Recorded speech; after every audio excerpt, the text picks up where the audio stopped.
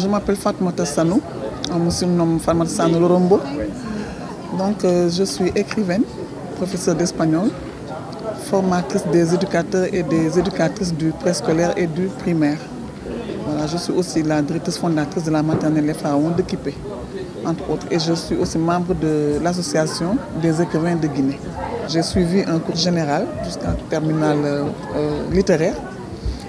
Après, je suis allée à la fac, j'ai fait anglais-espagnol. Et je suis sortie de l'école normale supérieure de Dakar comme professeur d'espagnol. Donc, entre-temps, je suis rentrée en Guinée, c'était en 90. Mais quand je suis rentrée maintenant, je me suis découvert d'autres compétences. Parce que quand je suis arrivée, les gens n'avaient même pas encore commencé à apprendre l'anglais dans les écoles, à plus forte raison l'espagnol. Donc, dans un premier temps, je n'avais pas de travail. J'ai cherché, j'ai dit, bon, qu'est-ce que je vais faire? Comme depuis longtemps, je pensais ouvrir une maternelle, donc j'ai commencé à me documenter, à voir comment j'allais monter cette maternelle. Bon, entre-temps, je suis allée à l'école française et il se trouvait qu'ils avaient besoin d'un professeur d'espagnol. Donc j'ai eu la chance d'aller enseigner là-bas. Pendant 30 ans, j'ai enseigné à l'école française de Conakry. Après maintenant, comme j'aime écrire, et puis depuis longtemps j'écrivais des poèmes, ma tante décède en 2014, donc ça m'a tellement ébranlé que j'ai écrit sur elle. Et quand j'ai eu fini d'écrire maintenant, j'avais un roman entre les mains. Donc je l'ai publié et c'est comme ça que j'ai dit, bon, je ne vais pas m'arrêter en si bon chemin. J'ai pu publier le roman, j'ai publié mes poèmes, j'ai publié mes contes. Donc ce qui fait qu'on dit que je suis une écrivaine polymorphe, comme on dit, parce que je fais différents genres. Le roman, la poésie, les contes. Donc j'ai écrit un livre de contes, La fille de l'éléphant et de la lionne, qui a gagné un prix à la journée du manuscrit francophone à Abidjan en 2016. Voilà, et puis qui a été aussi nominé pour le prix Maryse Condé, Fête Cannes, voilà, en 2020. Voilà. Okay.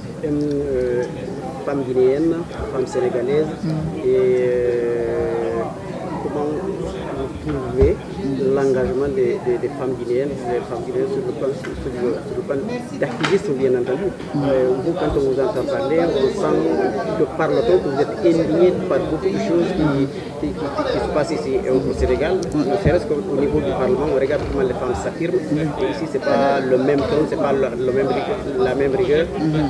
Comment vous vous sentez? Oui, c'est vrai qu'au Sénégal, les femmes ont une certaine maturité par rapport à l'activisme, par rapport au Parlement quand elles s'expriment.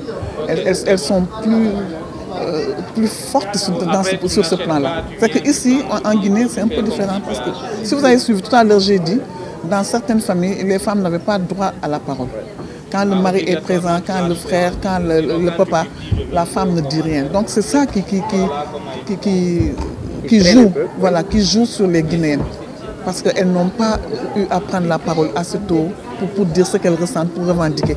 Mais ça a commencé, avec, par exemple, les jeunes filles leaders.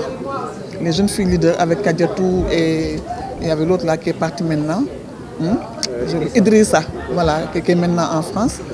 Donc, il y a exactement, donc elles sont battues. Et puis, Amali aussi de Ouraïba. Ouraïba, par exemple, elle a une ONG qui s'appelle Amali, qui se bat contre les VBG. Donc, ça commence à venir et les femmes commencent à s'affirmer. Et pendant longtemps aussi, vous savez que la littérature était entre les mains des hommes. Mais dès que la femme a commencé à mettre son grain de sel, ça commence à changer. Parce que nous sommes à même de dire ce que les femmes ressentent réellement, quelles sont nos souffrances et qu'est-ce qu'on attend de nous. Voilà. Pour moi, la puissance féminine, c'est cette capacité qu'ont les femmes à influer leur entourage à travers leur leadership, leur créativité, leur résilience.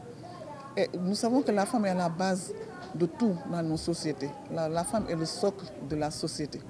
Et si la femme est bien dans sa peau, la société va marcher. Et si les hommes continuent à soutenir les femmes, comme beaucoup d'hommes le font en ce moment, c'est sûr que le développement sera assuré. Parce que la femme, elle est à la fois tout au foyer. Elle est maman, elle est épouse, elle est cuisinière, elle est médecin, elle est tout. Donc tout autour d'elle. D'ailleurs, il suffit que la femme s'absente une seule journée, la maison va à volo. Hein? Bon, alors, mais on remercie tous ces hommes qui sont avec nous, comme l'a dit tout à l'heure le doyen.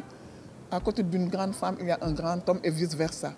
Et nous ne pouvons pas aller les uns sans les autres. Hein? C'est les hommes et les femmes ensemble pour que tout puisse marcher. Mais il ne s'agit pas de dire guerre de féminisme ou de quoi. Non, moi, je ne suis pas dans ces considérations-là. Le féminisme modéré. Voilà, on demande les droits qu'on a, qu'on nous les donne. Avec les hommes, on travaille ensemble pour le développement de la nation. Merci beaucoup. Voilà. Belle chute.